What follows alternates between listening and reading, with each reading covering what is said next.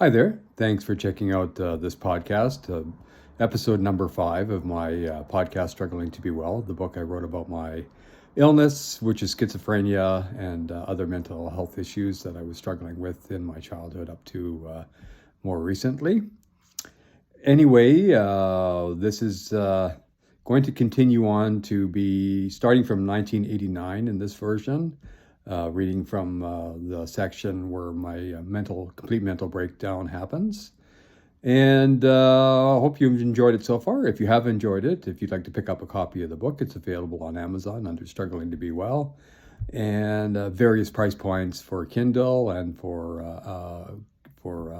Amazon Unlimited. It's free if you have that. And so hopefully you'll enjoy this, and I'll continue on with this. I'm not going to read any other sections of the book today. Just continue on with my breakdown section itself. Thank you.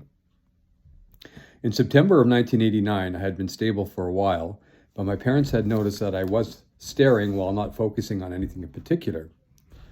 I also was not really watching the TV anymore. I had stopped taking my meds, stopped eating, showering, and sleeping, and was keeping the light on all night in fear. One morning, I was out of my mind with fear walking through the greenhouses. I was scared out of my wits and foaming at the mouth. I looked at a power panel thinking it had flames billowing out of it. The plants were giving off an odd, deep, pungent odor, and everything looked and felt very dark and scary. Once Dad realized I was in a worse condition than in previous days, he told me he should take me to the hospital, so I agreed to go. It was the hospital I was born in, this time seeing a psychiatrist who asked a bunch of questions I was too afraid to answer. I tried to leave the room to get away, but Dad stood in my way at the door. I tried to get past him, but he grabbed me by my hair, leaving him with a handful as I broke away. The psychiatrist said, No, let him leave." I went outside and started wandering around, not knowing what to do, feeling like I was someone else, not the musician I had been for years. That was so far away now. The general hospital called the police, who arrived in minutes, took me to the psychiatric hospital, but since I didn't recognize the building and didn't know where I was, I thought I had gone to another dimension and was no longer in this world. This was my first hospital admission in Thunder Bay. Excuse me. At first, during my first admission at that hospital, I was getting about 8 or 10 visits a day from relatives, which I just couldn't handle. I couldn't get the energy up to face anybody and was too afraid to answer any of their questions. To me, even answering how I felt or how I was doing was like a loaded question with the sentences having double meanings and innuendo.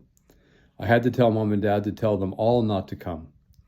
I really needed peace and time to heal right then. Some of them would still come at times during future hospital stays, but not as often. Now looking back, I do appreciate the thoughtfulness and caring of their visits. Most days, I wouldn't want to see anybody, but there were also times in later admissions where Mom would come, and I told the staff I didn't want to see her.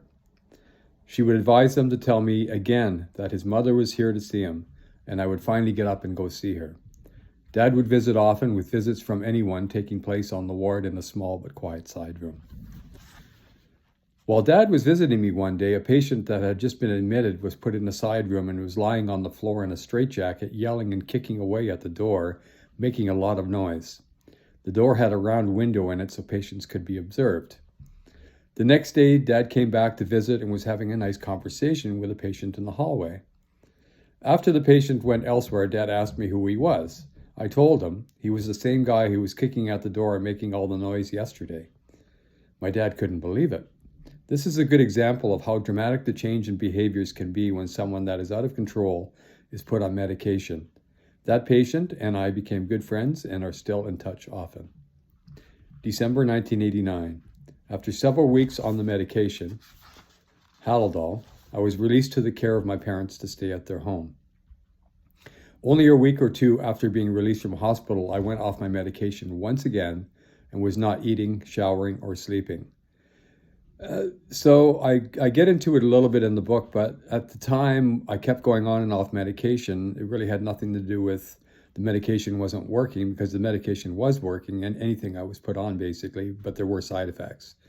And I wasn't stopping because of the side effects. It just felt like a defeat to me that I could beat this. I could beat schizophrenia by staying off medication, and I could do it on my own accord rather than having to rely on the medical profession. So it was a no-win situation for me, as I ended up many times in and out of hospital. I went off my medication once again and was not eating, showering, or sleeping. My parents called the psychiatrist who I'd been seeing, and he came to my parents' home. He asked me a few questions and called the police when it was evident that my thinking was seriously impaired and that I'd refused medication, even though he several times had asked me to take it. The police came and returned me to hospital. In my second hospital admission, I almost said hotel. It wasn't a hotel. It wasn't a hotel admission. It was a hospital admission. In my second hospital admission, I refused meds and food. I was spending days in bed, most of the time not able to get up, so depressed and paranoid that all I could do was lay in a ball. After a couple of weeks, I was brought before the Ontario Review Board with the patient advocate defending me. The internet explains what a review board consists of. The ORB is comprised of a 5-person panel. The chair is a retired judge or senior lawyer, and members include at least one psychiatrist, one lawyer, one individual licensed to practice either psychology or medicine, and one layperson. My dad was present at these review boards to testify that I wasn't able to make my own decisions. The patient advocate argued on my behalf. This was very hard for Dad each time. The board had to decide whether I was fit to make my own decisions or not. The criteria for them to keep me in hospital is if I'm a danger to someone else or a danger to myself. It was never that I was a danger to someone else, but only to myself by staying off meds and starving myself because of fear. And it wasn't only because of fear, because I was afraid of the food because it did not taste right to me, which I had gotten into a little bit before. Strange smells and tastes and very, very pungent odors that don't exist in a normal society that I've ever smelled, and were evident when I was off medication. The actual third criteria is serious impairment to self, which is what they admitted to me and held me with every time. When I was brought into the room with the review board for the first time, I waited until everybody arrived, then said jokingly, "I guess you're wondering why I brought you all here." They all laughed at that. I agreed that I'd start eating again and I wouldn't try to leave the hospital, staying instead of trying to get my freedom back. So far, feeling imprisoned, I had been refusing medication. After the review board hearing, I continued to go downhill. Sometimes I would try to eat, but because the food tasted and smelled extremely off to me, I would immediately run to the bathroom and make myself sick by putting my fingers down my throat.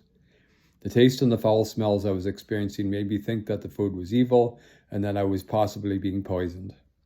After about 6 weeks of not taking medication, not having eaten anything, and drinking little water, I was near death and down to under 100 pounds, having been about 140 pounds when I was admitted. Several times every day, the staff were trying to get me to eat. I could hear the TV in the lunchroom playing music every day, all day. Oftentimes, it was heavy metal music or other music that someone was putting on, which I was finding hidden meanings in. Sometimes I would gather my strength, get up to shut the TV off or change the channel, but the music would be turned back on again, most likely by a patient. I was often hearing voices saying the words like, "Oh, dead." And when I would think a hopeful thought, a voice would say, "Hope," meaning to me I shouldn't be hoping, as there was no hope for me. One afternoon while lying in bed, I was going over and over in my head the very old song, "Mares eat oats and nose eat oats and little lambs eat ivy. A kid'll eat ivy too, wouldn't you?" When I got to the part, "A kid will eat ivy too," I heard Joan Rivers say on the TV, "Not my kids," which kind of made me laugh to myself. Well, I actually had a pretty big laugh about that because it was just so weird. One night I was retching in bed and throwing up only bile, not getting out of bed to do so. I could hear a nurse down the hall asking another, "Who is retching?" Within a day or two, I had to go through the review board, but this time they decided it was an emergency and therefore wouldn't violate my rights to be put on medication. They hoped that I would start eating again. The staff brought me back to my room, offering me meds, again asking me if I would take them. I refused. They told me what would happen if I refused, and I refused again. 2 male nurses came in, grabbed me, and put me in a side room on a bed. They took down my trousers, held me down, and stuck a needle with Halidol in my butt cheek. I was so humiliated, but they were trying to save my life. I pleaded in my weakened state, "No, don't." I was too weak to fight them, but also too afraid to die. After a little while, they came back, carried me to the bathroom, put me into a tub, and bathed me. Soon after that, I was put into some pajamas, ended up in a locked room with a bed for observation. I would understand later that this was what I needed at the time, and it was all in my best interest. Although feeling defeated, there was a slight bit of relief that the decision to take medication was made for me. The nurses didn't give me anything to stop the side effects of the Halodol, which they normally do so after about a couple hours, my whole mouth couldn't close, and it was opening wider and wider and with my jaw locked. I was in a lot of pain, which they finally saw and gave me some meds to stop that from continuing. Several times Dad fought for me at the review board when I was too sick to make rational decisions. If not for him and the efforts of the nursing staff, I'm sure now that I would have died from starvation. Over a 4-year period, I would have 9 hospital admissions, 10 counting Germany. This was only the second one, but the one I remember the most about. The experiences I mentioned are very similar for most of my admissions. So I think I'll end the podcast on that note, and I'd like to thank you all for watching and taking the time to view this. If you'd like to click on the link in the profile, it'll take you to my artwork, my music, which is online at Amazon, etc., and also my books. Or you could just either search Keith Van Der Wees or Struggling to Be Well on Google, and it'll take you to those as well. Have a great day, and thanks again for listening and watching.